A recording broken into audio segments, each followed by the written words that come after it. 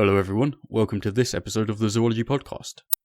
On this episode we're going to explore land management versus conservation. And to show what I mean by this, we're going to be exploring the high-speed rail network currently being built in England called HS2 or HS2. So let's begin. What do I mean by land management or conservation? Well, land management is quite simple. It's the process in which land-based resources are put into good effect. It encompasses all types of activities from obtaining of minerals from mines to the obtaining of lumber from trees, and then what you do with these, such as building a house made of stone or timber, for example. What do I mean by conservation? Well, conservation is really simple. It's the practice of protecting plants and animal species within the habitats in which they are found. And when you combine the two, you get this type of amalgamation called sustainable land management. Now, it's not in a strict sense a combination. It's more the fact that you have regular land management, but you also have social participation by the people being affected and the people within the industries, as well as a policy dialogue between things like the government and various wildlife conservation NGOs. So, why would there be conflict between these? Well, to put it simply, you have different stakeholders. One is the economic stakeholder. So you have, say, the owner of a mine. The owner wants to get out as much wealth and mineral resources of the mine as possible, to therefore make as much money and profit as possible, to reinvest that in whatever he or she deems desirable. While you also have the people who work in the mine. The men and women who work there, they want to earn a good wage and they want to do whatever they want, maybe have a great family and have a good life. But this means there's an inherent social aspect within the stakeholders, and not just for the people who work within the economic sphere, but for the social aspect that works around the economic sphere. For instance, say you're a man who grew up around a forest and you spent many days within this forest as a youngster, and then one day in your adulthood, the owner of the forest decided to chop it down for lumber. Now obviously, you being a man who's spent a lot of time in these woods, this may impact you a great deal emotionally, being that it's destroyed the place of cherished memories and the fact that it's blighted the landscape. This means there's also another critical stakeholder, but this is a stakeholder that cannot voice its concerns, and that's the ecological stakeholders. The trees, the animals, the soil, the water, everything that makes up the ecological aspect. And because they can't voice their own needs, they need people to voice them for them. And when you combine all the needs and the wants of these stakeholders together, you get various benefits and conflicts emerging. So, let's look at High-Speed 2, or HS2.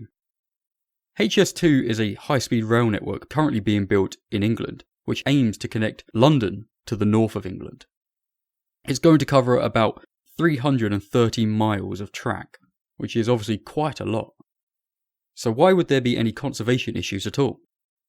Well, putting it simply, we have our three stakeholders, the economic, the social, and the ecological. The first thing under the economic is that HS2 is estimated to cost around £87 billion. Yes, that's billion pounds. And when you've got this amount of money being spent on something, you're going to get people involved in the project, people affected around the project, and people who have nothing to do with it, wanting to know why it's costing so much, where the money is being spent, and what it's being spent on. Also, the fact that it's a high-speed rail network means the trains are going to be coming and going in great frequency, and this is obviously going to have an ecological effect. Not only does it mean you're likely to get more animals impacted physically by the trains, resulting in deaths, you're also going to get a higher amount of population disturbance in the form of noise pollution. And then we have the fact that these trains are just built differently from regular trains. They require on average about 1 metre more track than a normal train, and because they're high speed, it means they have to be built in a far straighter line on flatter ground than a regular train can be. And this means there's less adaptability in route planning. And therefore, unfortunately, this forces the government to do some rather negative things, and one of these is the forceful purchase of land from under people. So obviously this is a social impact, and this impact results in people losing their homes, losing their jobs, and losing the places they love. But then you also have an ecological impact on the fact that because there's less adaptability in where you can plant, it means you're forced to go through specific habitats, some which are even vital, fragmenting the habitats. For example, if you have a train line that goes through a forest, you've bisected that forest into two. And by doing that, you're not only disturbing the animals and plants as the trains go through, you're also restricting the ability of these animals to pass from one side of the forest into the other, where previously no restriction was there. HS2 specifically is estimated to destroy or displace about 108 irreplaceable ancient woodlands within England. An ancient woodland is anything deemed over 400 years old, and if you know the English like I do, they hold anything of a great age to be highly important and significant. So any woodland over 400 years old is not only ecologically valuable, it's culturally valuable as well. Another thing is that due to the restriction in adaptability, you're going to lose entire small nature reserves. This is going to be especially abundant within the county of Cheshire, and many of these small nature reserves will be sites of special scientific interest. Not only is there an ecological impact and a social impact, there's also a scientific impact as well. And so far along the current progress of the HS2 being built, we've seen about a 10 to 3% loss in biodiversity where the train line has been built over time. And now I'm going to talk about some sneaky legislation. So some of you may be familiar with a legislative act that passed last year called the Environment Act. This basically legislates that companies, like building companies, if they destroy an environment or habitat, they must set aside some money to basically increase the amount of habitat 10% more than they destroyed. Which sounds great, that sounds like a really good thing. However, HS2 and other large projects like it don't have to abide by this legislation, and so it's no wonder that we've seen such a great loss in biodiversity. The HS2 company does plan to mitigate some of this, and they plan to do this by planting trees from southern France into England. Now, you may have the English and French rivalry going on, so the English probably aren't going to like that. But the HS2 company, they basically justify this by saying that it's to mitigate for future climate change. The trees from southern France, obviously, they live in a drier, warmer climate. And therefore, if England warms up, these trees are more likely to survive and thrive. However, if you're planting these trees as saplings, you run the risk of them dying due to the cold, wet and windy conditions of England. And if you're planting them as adults, then you can have various undesirable and unexpected second-order effects, like the introduction of disease, such as fungal diseases like ash dieback disease. You can also inadvertently introduce invasive species, and that never leads to anything good.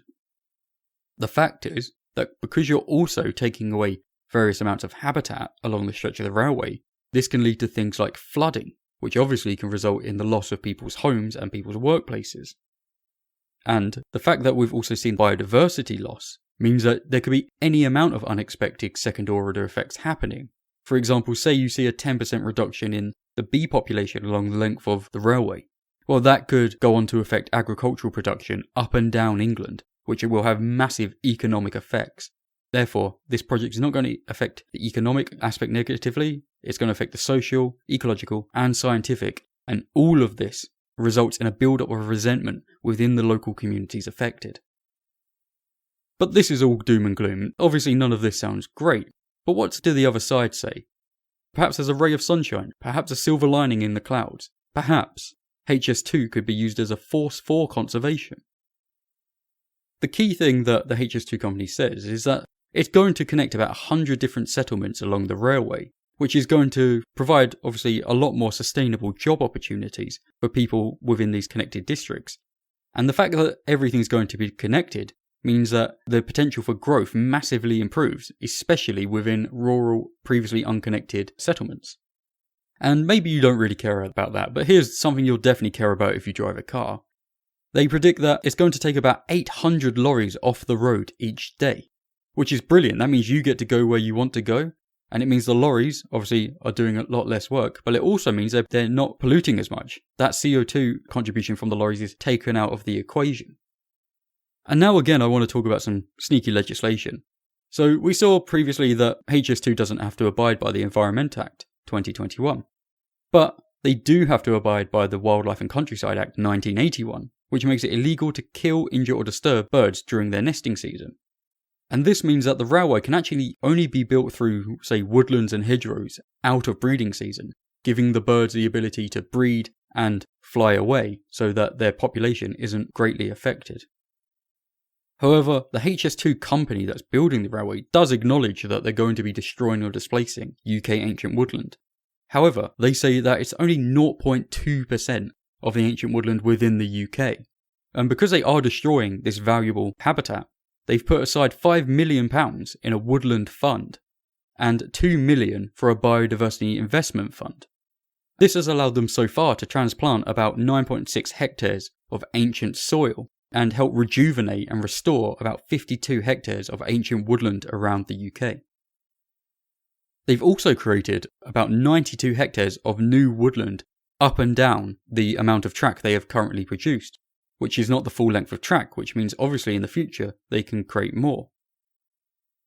But now you may be thinking, that's great, they're creating loads of new woodland, that's brilliant, but what about the fragmentation that's already taken place due to the building of the railway in the first place? Well, the HS2 company planned to solve this through the use of green bridges. Green bridges are basically like a pedestrian bridge that you or I would use to cross a railway, except they're much larger, covered in grass, trees and shrubbery, and allow large animals like deer, fox and badger to cross over them instead of having to cross over the railway physically. Therefore, not only do they allow the safe transport of animals to one side to the other, they connect the habitats together. And this is all great, this is brilliant, but perhaps they can do something even better. Now I think this is a really genuine novel idea. Perhaps they can use the railway itself as a sort of ecological corridor. The railway is obviously going to span quite a breadth of England from the south to the north. So why not use the railway as the ecological corridor connecting up every single habitat and nature reserve along the way? Quite ingenious, if I don't say so myself. And there's a really interesting bit of study by Moroń and others in 2014, who put out a paper looking at how railway embankments can actually act as new habitat for different animals, and you can cultivate this to alter the type of animals that are present. For instance, if you plant trees near the railway's embankment, and then leave the embankment grassy and full of flowers, you encourage pollinators like bees to propagate the area and increase the bee population. However, perhaps you don't want bees. Perhaps you want butterflies. Well, if this is the case, then instead of leaving it grassy, plant loads of shrubbery, and you'll increase the butterfly population. This allows people not only to connect all the habitats up and down the corridor, but facilitate different species within these different habitats that could have a massive boon for ecosystem services. So, that's the pros and the cons from both sides. So the last thing to ask really is HS2 a conservational force, or a force destroying conservation? You decide.